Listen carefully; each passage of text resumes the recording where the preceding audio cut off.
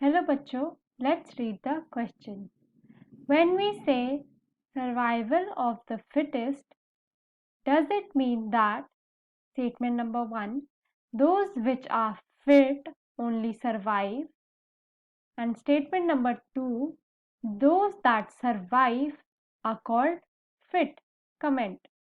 तो इस क्वेश्चन में हमें बताना है कि जो सेंटेंस है हमारा सर्वाइवल ऑफ द फिटेस्ट, उसका मतलब इन दोनों स्टेटमेंट्स में से कौन सा है।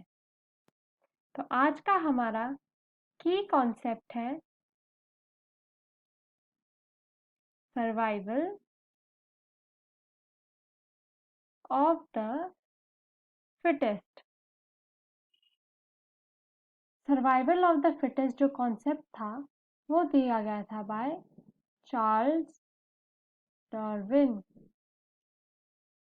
चार्ल्स डार्विन ने हमें एक थ्योरी दी थी जिसका नाम था theory of natural selection, and इसी थ्योरी में उन्होंने हमें ये सेंटेंस दिया था सर्वाइवल ऑफ द फिटेस्ट। तो चार्ल्स डार्विन ने एक्सप्लेन करा कि नेचुरल सिलेक्शन वो प्रोसेस है जिससे हेरिटेबल वेरिएशंस जो कि नेचर में अपने आप ही क्रिएट होते हैं वो इनेबल करते हैं हमारा ऑर्गेनिजम्स को फॉर बेटर सर्वाइवल। जिसका मतलब होता है कि जो हमारे ऑर्गेनिजम्स होते हैं जो रिप्रोड्यूस कर पाते हैं और अपने जो ये वेरिएशंस होते हैं वो अपने ऑफस्प्रिंग पे ट्रांसफ़र कर पाते हैं, वही हमारे सरवाइव कर पाते हैं।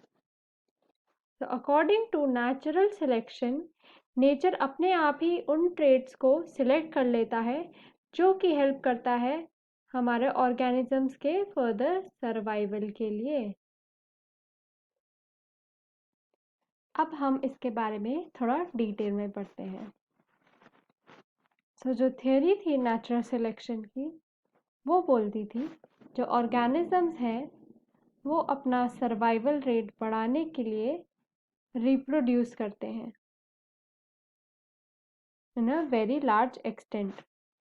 अब होता ये है जब पॉपुलेशन बढ़ जाएगी and rate of reproduction high रहेगा तो जो रिसोर्सेज होते हैं वो तो लिमिटेड रहते हैं, तो इन लिमिटेड रिसोर्सेज के लिए कंपटीशन होता है या फिर स्ट्रगल होता है। तो इसको बोलते हैं हम स्ट्रगल फॉर सर्वाइवल। तो जो ऑर्गेनिजम्स के पास एडवांटेजियस ट्रेड्स या फिर हमारे वेरिएशंस होंगे जो कि उनको हेल्प करेंगे इन अडाप्टिंग